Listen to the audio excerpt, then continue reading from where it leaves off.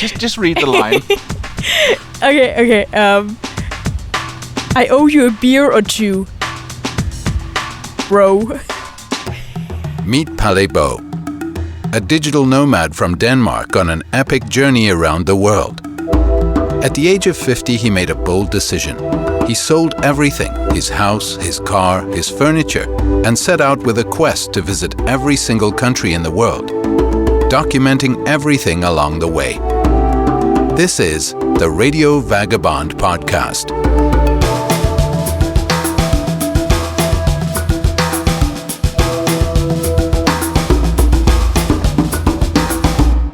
This episode of the Radio Vagabond podcast is sponsored by Hotels25.com. Hotels25.com searches all top travel sites to find the best deals on more than 430,000 hotels around the world. Hotels25.com, its best price guaranteed. I am still falling! With the adrenaline from the bungee jump in Macau Tower still pumping in my body, I left Macau and went to a third place, which is really not an official country. It's not recognized by Chinese. In fact, the official name of this country is the Republic of China, but we all know it as Taiwan.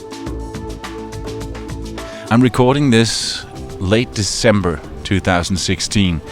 So it's been 6 weeks since I was in Taiwan, and now I'm joined by my beautiful daughter. Hi, Clara. Hi.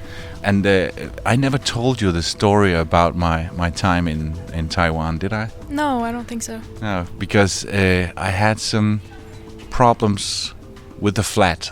I was in the Airbnb apartment. When I was looking for an Airbnb in Taipei, I found quite a few similar places. But the one thing I noticed was that most of them was written in Chinese, not in English. So I chose one in English, even though it was a little bit more expensive. So I thought it would be easier to communicate with the host. But when I got there, well, not so much. It looked okay in the pictures, but when I got there, not so much. But first, I needed to find the place. And you got to remember, Clara, that it's in a country where few people speak English, and a country where I needed Wi-Fi in order to communicate with my host.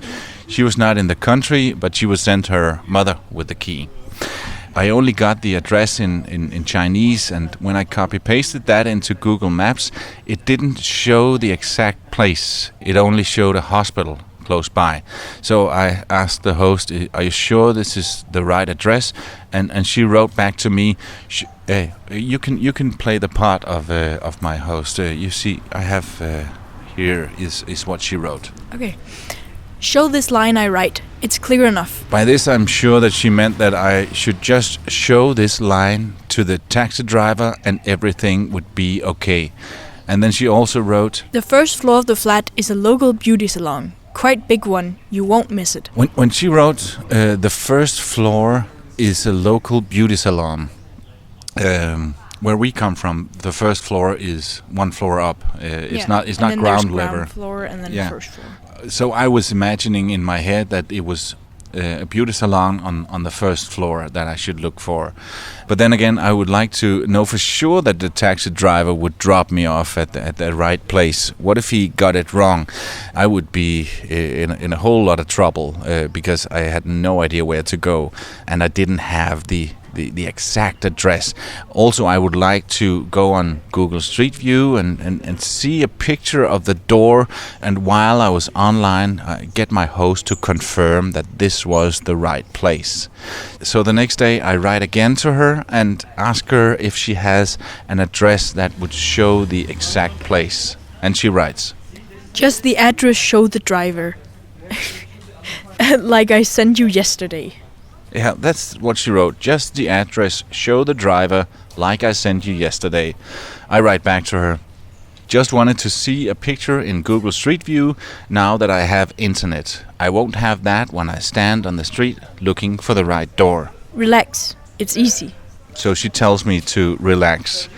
I write, if it's possible, can you send me a picture of the entrance? I would be very happy. Red door, first floor, huge beauty salon. Relax. Again, she tells me to relax. And that it kind of has the opposite effect for me when somebody tells me to chill.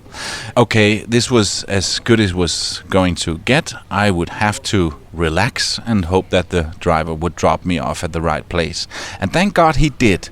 There it was, red door and a beauty salon. Well, in fact, it was a lady hairdresser, but never mind, let's call it a beauty salon. The red door was locked, so I just had to wait for her mother. It would be another hour before she showed up, but I could always take a stroll around the area, get familiar with my new neighborhood. The only problem was that I had all my luggage there, and even though I travel light, I don't travel so light that I would like to walk around in the area with all my stuff. So I went into the beauty salon. I thought that I could leave my bags there for an hour. The 5 local women in the lady hairdresser looked at me with, I would describe as confused looks when this bald Scandinavian guy walked in. I tried to start a conversation, but they didn't speak any English. After just staring at me for at least 10 seconds, one of the ladies pointed at a chair and in Chinese asked me to take a seat. If the bald guy wanted a haircut, we sure can help him. So I said, no, and asked out loud in the room, does anyone speak English? And one of the customers, a lady in a chair with curlers in her hair, said, yes, a little bit. So I explained that I was moving in the apartment upstairs and that someone would come around with the keys in an hour, and could I please leave my bags there. She translated, and of course it was no problem. They all smiled at me and I went for a walk. After about an hour, her mother showed up, and she only spoke 2 words of English: hello and goodbye. So no introduction to the apartment or anything. My first impression of the place was okay. It was roomy and it had a Wi-Fi that was strong. I was happy. Then I wanted to make myself a cup of coffee, but the kettle didn't work. But there was a small gas burner and an old beat-up casserole. Too small for the gas burner that really had 2 positions, off and full blast. So it was kind of hard not to get the flames all around it, and it would get extremely red burning hot. And of course I burned my hand when I tried to lift it to pour it into a cup with instant coffee. I hadn't had a place for a long time where I could do my own cooking, and you know that I like to cook. Yeah. But it was quite difficult with only this one gas burner that only did off and full blast. But don't think that I didn't try to make myself an omelette. It turned black in a few seconds and got stuck to the bottom of this old beat-up casserole. There was no frying pan. And also there was no knives and no spoons. There was only a fork. But I managed to enjoy my burnt omelette with a cup of wine. Yes, cup. There was no glasses. I had a bit of laundry to do, and thankfully there was a washing machine. Only problem was that everything on it was written in Chinese. It was the kind of model that I'd never seen before, and the whole thing was written in Chinese, so I had no idea which buttons to push. So Friday night, after my second cup of red wine, I wrote to my host, about your washing machine, it's all in Chinese. What do I do if I just want to wash a regular color wash? I got no answer on this one. The next morning was Saturday morning, and in fact my birthday. After my shower in cold water, I had to dry myself with a t-shirt. There was no towels. So I wrote to her, where do I find the towels? And to this she wrote, no towel. You can buy downstairs market. So I did. I went to the downstairs market. Also, the internet was suddenly gone. There was no signal whatsoever.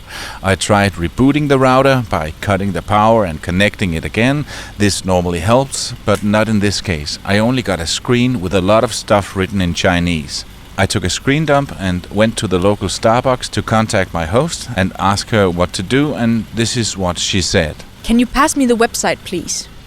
I wrote, I'm not at the apartment right now. I went to Starbucks for Wi-Fi, so no. And it's not a website, it's just a page that it automatically goes to. What does the Chinese screen say? It says I need to swipe my credit card online. Could you pass me the website so I finish the payment? Like I said, I'm not there right now. I need to go back and write down the link, if there is one, and get back here to Starbucks. If you can hang there, I could fix it tomorrow morning, but if we are in a rush, I think it's a better way, yes. Okay, I'll go back and get it within the next few hours. Thanks. A few other things. I don't know how the washing machine works. My Chinese is not that good, but that can wait. Maybe you can show me when you get to Taipei tomorrow. Yes, tomorrow we can. I went back to the apartment and a few hours later I wrote.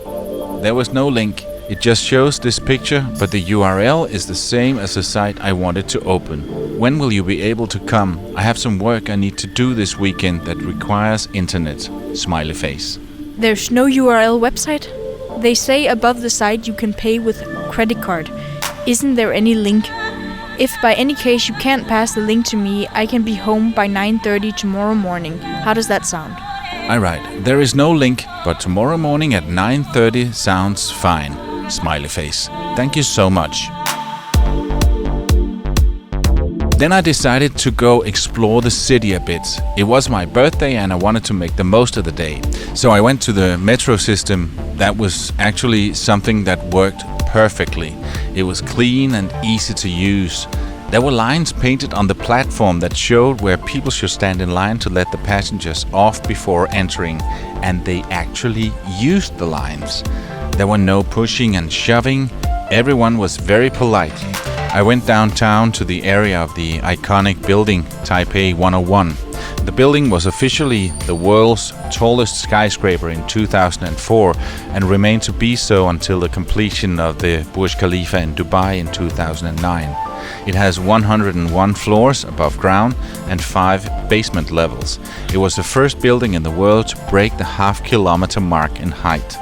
And it's still the pride of Taipei. And it is stunning. When I went on a walking tour, the guide told me that it was built to look a bit like a bamboo. And I can see the resemblance.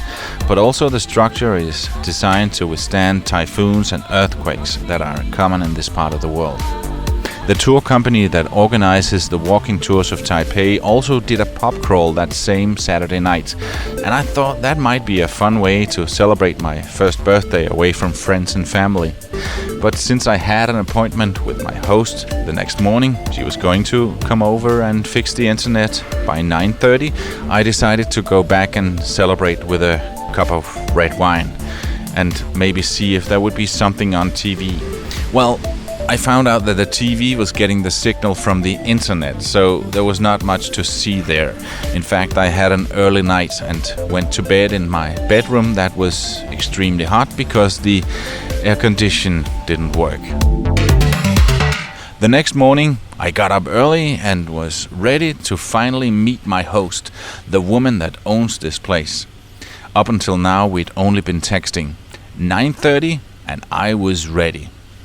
Then it was 10, then 10:30, still no sight of her.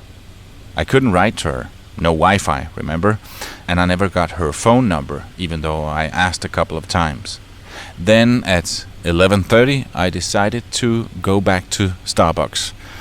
You notice I mention Starbucks a lot. They're not a sponsor on this podcast, even though they should be, with all the coffee I had to buy to be online. But then I could see that she wrote to me an hour earlier. I went the apartment, get no Wi-Fi contact you, and can't fix it. But tomorrow morning I'll go the shop again and make everything fixed. Sorry for the inconvenience. Now I'm starting to be a little bit annoyed. You know me, I'm not the kind of guy that gets annoyed pretty easy. No, I'm quite relaxed, and it takes a lot to get me annoyed and pissed. But I was getting to that point, so I write, "You went to the apartment when? I've been there up until 5 minutes ago. So I was there when you sent this message, and of course I couldn't receive the message without internet, so I waited for 2 hours." 10-ish downstairs. and tried 10 minutes She responds. and can't get the website and call the customer service. Said need to get paid by counter Monday morning. Because my cell phone has no Wi-Fi as well, to link on the site to credit card payment. What a chaos. I was downstairs and linked onto home Wi-Fi and tried, but couldn't work. It's not you that can't read. This is exactly as it was written. This is really So difficult. what I think she's saying that at 10 o'clock she was downstairs and was trying to see if she could connect to the internet from the apartment, even though she was standing on the street, but she couldn't. So I write, why didn't you knock on the door and tell me to stop waiting? I can't from downstairs. There were no doorbell. Tried yelling, but can't work. I thought you went to Starbucks and went there as well to track you. Okay, she went to Starbucks as well. Okay.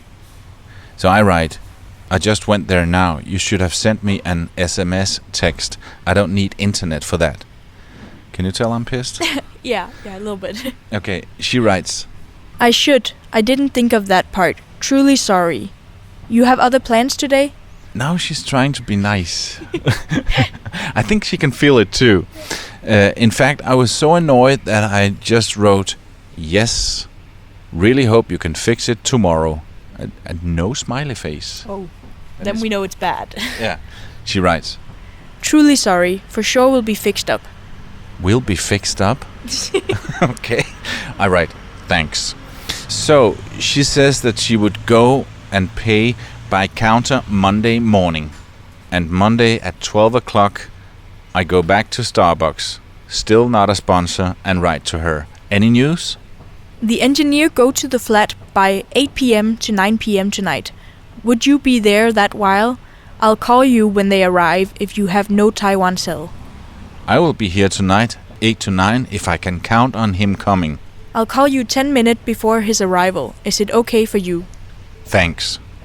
And then she's proactive and returns to the topic that I'd almost forgotten about. You still have problem with the washing machine? I write, yes, I don't know how the washing machine works. I think I might as well mention a few other things now. So I continue, and the aircon doesn't work, and the kettle doesn't work, and where do I put my trash? The thing about the trash, oh, just you wait. It's a classic story. Okay, you need to read this, her response to the thing about the trash. Just read it as it's written there. Taiwan, everyone have to be downstairs by 9. There's classic music. And you just put trash with everyone by the lane. Did you get that? Not really. Me neither. Me neither. Let me read it too. Taiwan, everyone has to be downstairs by 9. There's classical music, and you just put the trash with everyone by the lane. I had no idea what she was talking about, and she continues to explain. The car will come over and collect. Still didn't make much sense to me. And then she writes. just read the line. Okay. Anyway, I owe you a beer or two, bro. That one kind of took me by surprise. I owe you a beer or two, bro. I just send a smiley face and write, a beer would be nice. You should have written bro as well. Yeah, I should. And then we go on writing for 10 minutes about the air condition that doesn't work. I don't want to waste your time on that. It gets very technical, but it was something with ice building on the aircon in the bedroom, and I could still hear it working and blowing, but no cold air was coming out. Well, that same night, both the internet cable guy and the air condition guy had been there to see me. Both of them were 2 young guys, but none of them spoke one word of English. But they made it work. Later that evening, I was back online, and I had a chilled bedroom, and then she asks, All good? AC and internet? I replied with a big smile on my face, all good. Now all I need is that beer that we talked about and learn how to speak Chinese so I can work the washing machine. Smiley face. Oh, we're back to smiley face. We're back to smiley face now, yeah. Haha, how about tomorrow evening? Sounds like a plan. This was Monday night, a bit after 10 p.m., and I finally was a happy camper in Taipei. I would finally get to meet my Airbnb host the next night and find out that she was actually a very nice person and we could laugh at the whole thing. I could be online without leaving my home. I could make my own coffee, getting my hands burned in the process, but I didn't have to go to Starbucks. Still not a sponsor on this podcast. The next night I write, when and where are we going to meet tonight? Zigzag. Zigzag? I write. Name of the bar. I guess that much, but where? Google Maps doesn't show it. Zigzag. The first time she wrote zigzag with a C at the end. The second time with a G, like it's the right way to spell it. So I respond, I guess that too, with a G at the end. Smiley face. But still no result on Google Maps. There's one in Doha, Qatar, but I guess it's not that one. Can you give me any clues? A metro station, a hotel, a building, or hey, here's an idea, an address, smiley face. And then she finally gives me the address. Are you expecting me to? Yeah, just read what is written there. Number 25, lane 49, Shifeng Street, Datong District. And then a bunch of Chinese letters, 4925. Yeah. But I copy-paste that into Google Maps and find it. I write, found it, I'll be there. When? No response. Nothing the rest of the day. Just dead silence. The next day I was sick and tired of looking at all the bags of trash that was piling up, so I grabbed a few bags and went for a walk. I thought, surely I'll be able to spot a trash bin or a container for garbage somewhere. But I tell you, Clara, there was nothing. I was walking for 15 minutes around the block, around the area, looking everywhere. There was not like in any other city I've ever been to in my entire life was there a garbage bin anywhere. Nowhere. So I bring the trash back to the apartment and write to her, hi, I've been walking around the block with trash trying to find out where to put it, but I can't find anywhere. She responds, Good morning, sorry, was a very busy night. How's going? Me, back to being annoyed? Doesn't matter. I really just want to know where to dump the trash and how to wash my clothes. Finally, after sending her a picture of the Chinese panel on the washing machine, she tells me which buttons to push. Still not a clue on where to put the trash. So the next day I write, I still don't know where to take the garbage. You said that I should go to the lane. Is this somewhere on the streets? I went for a walk yesterday around the block and I couldn't see any bins anywhere, so I brought it back. Could you please tell me where to take it? I like to leave a place as nice as when I moved in. And talking about this, it's tomorrow I'm leaving. What do I do with the keys when leaving? We really have classic music around 9 or 10ish, and everyone just wait downstairs with specific garbage bag to throw the thing. So I would recommend make it smaller quantity and bring to the MRT or public... the MRT, that's the metro system. Oh, okay. Or public part separately. Can you please figure out height in the post box of number 44, floor 3, and make it possible to be taken from outside? That last bit about hiding it in the post box. I thought that I thought that she was talking about the trash as an alternative for taking it for yet another walk to the metro station or the nearest parks, which is miles away. Let me just take that sentence again. Can you please figure out hide in the post box of number 44, floor 3, and make it possible to be taken from the outside? I had no idea what she was talking about. Classical music, special garbage bag, hiding it in the post box. I thought, I will give up. I will just leave all my garbage here on the balcony. Enough is enough. Back to being annoyed.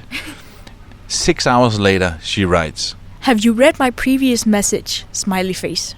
I write, yes, and hide in postbox of number 44, floor 3, and make it possible to be taken from the outside didn't make any sense to me. I'm in number 44, and when I go to floor 3, I don't see any postbox, and how should it be taken from the outside? Nothing makes sense. I'm leaving tomorrow morning at 8 o'clock. You also haven't told me where to put the keys, so I guess I'll just leave them inside the apartment on the table and slam the door. Then I find out the thing about the postbox was about where to leave the keys and not the garbage. And the postbox, it was not on the 3rd floor. I thought that it was on the 3rd floor, but no, it was by the red door on the street. Floor 3 was written on it. Well, sort of. Down by the red door there were 6 post boxes, all with 44 written on them, and then a bunch of Chinese letters. One of them possibly meant 3rd floor. I had no clue which one, so I took a picture of all the 6 post boxes and sent them to her with these words. Again, I have a bit of a problem reading Chinese. Which one? And then she told me which one, and I dumped the keys the next morning and left. I never got to meet my host. Okay, you didn't go out for a beer? I went, but she didn't. She never showed up. I found Zigzag. You found Zigzag? I found Zigzag. It was a tiny, tiny, tiny place. I think 3 people were able to stand in the room. But it was a nice place, and I spoke to these Belgian guys in there who has this Zigzag bar. But no, I never got to meet her. She was the mystery woman. We never even spoke. We communicated a lot, but I've never seen her. I wish we did go for that beer, and we got to say cheers, bro. But it might sound as if I had a horrible time in Taipei, but I really didn't. The apartment had a few lacks and mishaps, and a lot of it might be just because it was unlucky and everything just came at the same week. But it was roomy, and it was situated conveniently close to the MRT, the metro system in the city, and it had a supermarket and a lot of restaurants in the area, and they did have a Starbucks. Still not a sponsor. Hello. I need to go to that station tomorrow. During my stay here in Taipei, I got to meet some people that told me about some of the amazing nature on the island. I did go hiking to the top of a place they call Elephant Mountain here in Taipei, and that was amazing and hard work. The app on my phone said that it was around 40 floors to a peak with a great view of the city. But I was told that if I really wanted to see beautiful nature, I had to visit Taroko National Park. So you want to go to Hualien? Yeah, well, I want to go there, but this is... transfer. Yes, that's what and that's why I went to the train station to buy a ticket to Hualien, a few hours south of Taipei. Local train timetable, you must at Hualien. Check at Hualien. And then a local train to a small village close to the park. So today you go to Peipu. Tomorrow morning. Yes. I'm going to stay a few more days here in Taiwan, and we'll get to see some stunning nature. And I'm so looking forward to that. You one person? Yes. This is platform 4. Platform. Yeah, Taipei to Hualien. Here, platform 4. We're almost at the end of this one, but let me share a little bit from the next episode of the Radio Vagabond podcast. But first, I'd like to mention the sponsor of this episode, Hotels25.com. You know that I personally like to stay like the locals. I use couchsurfing and Airbnb a lot, but every now and then I like to spoil myself and stay at a hotel. And then I always go to Hotels25.com. Because one of the cool things about Hotels25.com is that it searches all the top travel sites to find me the best deals on more than 430,000 hotels around the world. I save a lot of time not having to go through a lot of different booking sites to find out where I get the best deals. Hotels25 does that for me, so I end up not only saving a lot of time, but also saving a lot of money. Hotels25.com, it's best price guaranteed. In next week's episode on the Radio Vagabond podcast. In the next episode, I'll explore some of the most beautiful nature I've seen on this trip. Below me is a white water river, and everywhere I look, there are mountains, vertical cliffs, 200 meters at least, and it is so beautiful. Also, you can join me to the night market in Hualien with a wonderful, very friendly Taiwanese couple when I get to taste a lot of different, very exotic snacks. Some pig blood. Yeah, pig blood. Then they had put some, maybe I think it was some chili sauce on it, and then they put it in some peanuts and some parsley. Yeah, parsley. And then we ate it. And then I finally get to find out what my Airbnb host from Taipei was talking about when she said the things about how to get rid of the garbage. The garbage truck is here now, and it's quite loud right now, and they're playing this tune over and over again. All this and much more in the next episode of the Radio Vagabond podcast as I continue my adventures in Taiwan and meet the nicest people. If you like this podcast, please subscribe in iTunes or the podcast app on your smartphone. You can see pictures, watch videos, and read much more on theradiovagabond.com. Pale can be reached for interviews and public speaking gigs on mail at theradiovagabond.com. My name is Palabo, and I gotta keep moving. See you.